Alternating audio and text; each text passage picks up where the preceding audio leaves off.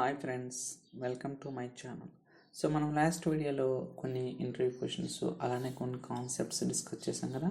So ఈరోజు ఏంటంటే case statement అనేది ఎలా రాయాలి ఏంటి అనేది will try to understand. Okay, so బేసికల్గా మీరు రియల్ టైంలో సెల్ఫ్ స్టేట్మెంట్ కానీ చాలా కేసెస్లో మనకి కేస్ స్టేట్మెంట్ అనేది అవసరం అవుతుందన్నమాట.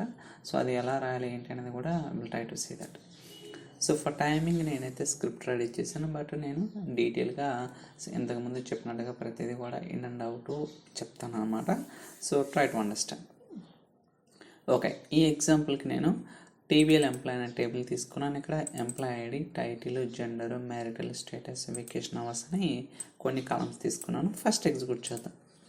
చూడండి, మనకి నా చెప్పినట్టుగా employee ID, title, gender, marital status, vacation hours అని ఇలా మనకి అవుట్పుట్ అనేది డిస్ప్లే అవుతుంది అన్నమాట. సో ఇప్పుడు మన రిక్వైర్మెంట్ ఏంటంటే, మనకి మీరు అబ్జర్వ్ చేస్తే మనకి ఇక్కడ ఏముంది, జెండర్లో మేలు అంటే ఎఫ్ ఉంది. అలానే మ్యారిటల్ స్టేటస్లో సో ఎస్, ఎం అంటే మ్యారీడ్, ఎస్ అంటే సింగిల్. సో క్లయింట్ ఏమంటాడంటే, ఓకే సో నాకు ఇక్కడ ఎఫ్ ఉంది కదా, ఎం ఉన్న కాడ అలా మేల్ రావాలి, ఎఫ్ ఉంటే ఫీమేల్ రావాలి. అలానే ఇక్కడ ఎం ఉంటే మ్యారీడ్, ఎస్ ఉంటే సింగిల్, ఈ రెండు కాకుండా ఇంకేమన్నా ఉంటే సంథింగ్ ఏదో ఒకటి.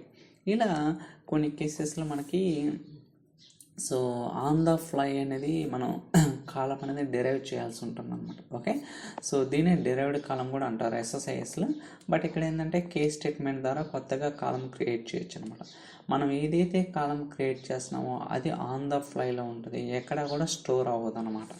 ఓకే, సో ఇక్కడ చూడండి, నేనేం రాశాను, case when gender is equal to M అయితే మేల్ రావాలి. అలానే when gender is equal to F అయితే ఫీమేల్ రావాలి. ఈ ఎం కాకుండా ఎఫ్ కాకుండా ఏదైనా సంథింగ్ ఎల్స్ ఉంటే ఏం రావాలంటే అన్నోన్ రావాలన్నమాట.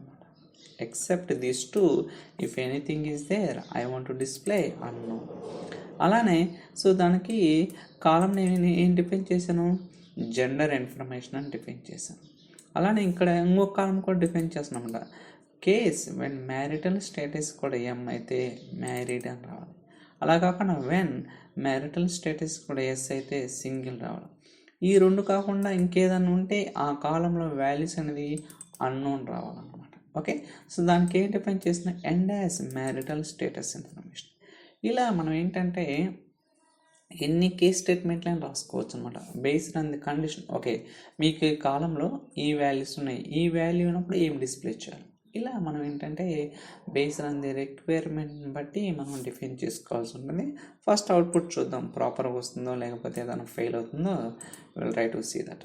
చూడండి, ఇక్కడ ఎం ఉంటే ఏమొస్తుంది, మేల్ వస్తుంది. అదే ఎఫ్ ఉంటే ఫీమేల్ వస్తుంది. ఇక్కడ కూడా ఎం ఉంటే మేలు, ఎఫ్ ఉంటే ఫీమేల్. సో ఇక్కడ మనకు అవుట్పుట్ అనేది ప్రాపర్గా వస్తుంది. అలానే ఇక్కడ చూడండి, ఎం ఉంటే ఏమొస్తుంది, మ్యారీడ్. అలానే ఎస్ ఉంటే సింగిల్.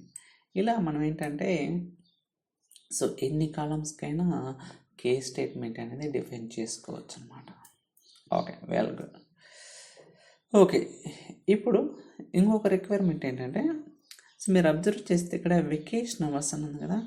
సో ఇక్కడ మనం ఇంకొక కాలం డిఫైన్ చేసుకోవచ్చు. ఏమని, వెకేషన్ అవర్స్ అనేది లెస్ దాన్ 10 ఉంటే యావరేజ్, లేకపోతే అంటే సో గ్రేటర్ దాన్ 30 ఉంటే ఒక రకంగా, లేకపోతే లెస్ దాన్ 20 ఉంటే ఒక రకంగా, ఇలా రకరకాలుగా మనం కండిషన్స్ అనేది రాసుకోవచ్చు అనమాట.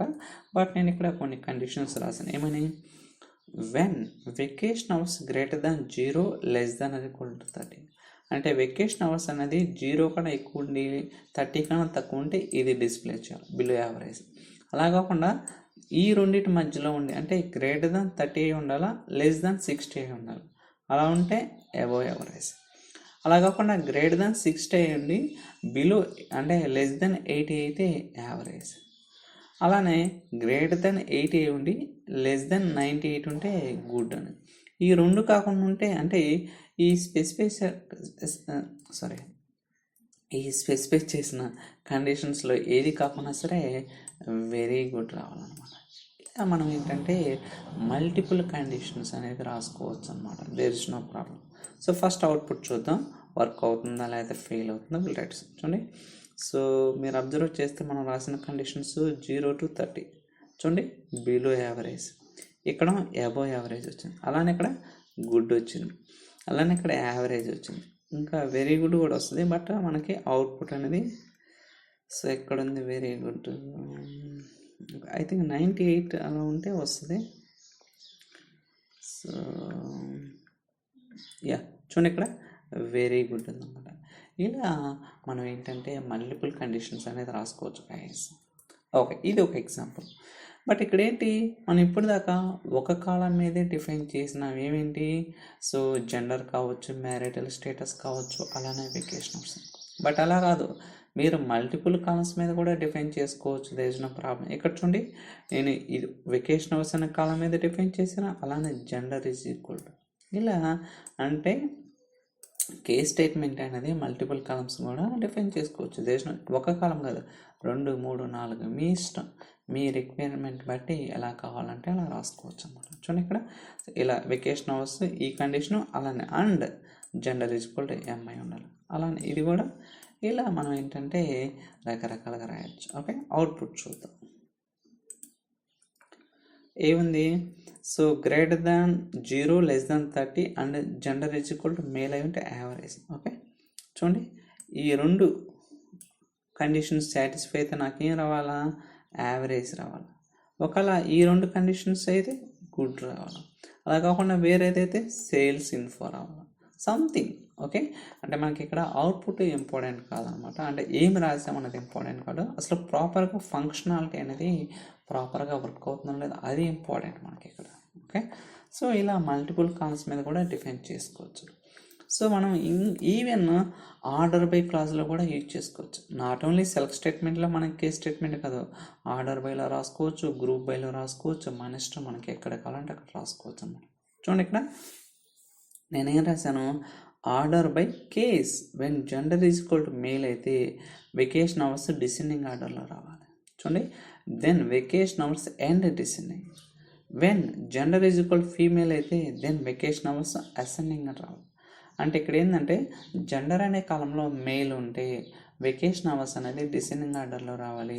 అలా కాకుండా జెండర్ అనే కాలంలో ఫీమేల్ ఉంటే వెకేషన్ అవర్స్ అనేది అసెండింగ్ ఆర్డర్లో రావాలి. ఓకే, అవుట్పుట్ చూద్దాం. చూడండి ఇక్కడ సో మేల్ ఉంది కదా, అన్నీ కూడా వెకేషన్ అవర్స్ ఎక్కడ ఎలా వచ్చినాయి, డిసెండింగ్, అంటే హైయెస్ట్ నుంచి లోయెస్ట్కి వచ్చినాయి అనమాట. కావాలంటే సో అవుట్పుట్ ఇంక్రీజ్ చేస్తుంది. చూడండి అన్నీ కూడా మేల్ ఉన్నాయి. ఇప్పుడు ఫీమేల్ వచ్చినప్పుడు అసెండింగ్ ఆర్డర్లో రావాలి. చూడండి ఇక్కడ ఫీమేల్ అనేది అసెండింగ్ ఆర్డర్లో ఉంది కదా. ఇలా మనం ఏంటంటే సో కేస్ స్టేట్మెంట్ అనేది ఆర్డర్ బై క్లాస్లో కూడా ఇచ్చేసుకోవచ్చు. ఓకే, ఇంకో స్టెప్ ఏంటంటే ఈవెన్ అప్డేట్ స్టేట్మెంట్లో కూడా రాసుకోవచ్చు అనమాట. ఓకే, మీరు కావాలనుకోండి ఇక్కడ ఫస్ట్ టేబుల్ ఎగ్జిక్యూట్ చేస్తాం సో దట్ మీకు ఒక ఐడియా వస్తుంది. Select star from update information. చూడండి ఇలా ఉంది మనకి అవుట్పుట్లో ఏమున్నాయి, ID, title, gender, marital status, vacation hours ఇలా ఉంది కదా. మీరు కావాలనుకుంటే అప్డేట్ స్టేట్మెంట్లో ఏమి రాసుకోవచ్చు, set gender is equal to ఇక్కడే ఉంది MF అని ఉంది కదా, అంటే మేల్ ఫీమేల్. ఇక్కడ ఏం రాశాను, case when gender is equal to M అయితే then male, when gender is equal to F అయితే దెన్ ఫీమేల్. ఈ రెండు కాకుండా అంటే అన్నోన్ అనమాట. ఇలా కూడా మనం అప్డేట్ స్టేట్మెంట్లో కూడా కేస్ స్టేట్మెంట్ అనేది ఇంప్లిమెంట్ చేసుకోవచ్చు. ఓకే, చూద్దాం అసలు ప్రాపర్గా వర్క్ అవుతుందా లేదని ఇష్యూ వస్తుందా. Will try to see that. So 280 rows 6 affected, very good. Okay, చూడండి ఇందాక MF ఉంది, ఇప్పుడు మేల్ ఫీమేల్, అంటే అప్డేట్ అనేది ప్రాపర్గా జరిగిందన్నమాట. ఇలా మనం అప్డేట్ స్టేట్మెంట్లో కూడా యూజ్ చేసుకోవచ్చు. అలానే గ్రూప్ బైలో కూడా యూజ్ చేసుకోవచ్చు. ఓకే, ఇక్కడ చూడండి నేనేం రాశాను, ఫస్ట్ జెండర్ మీద రాశాను, case when gender is equal M అయితే male, when gender is equal female అయితే F ఉంటే ఫీమేల్, ఇలా రాశాం కదా. సో ఇప్పుడు ఏంటంటే male wise vacation hours count, అలానే female wise vacation hours count.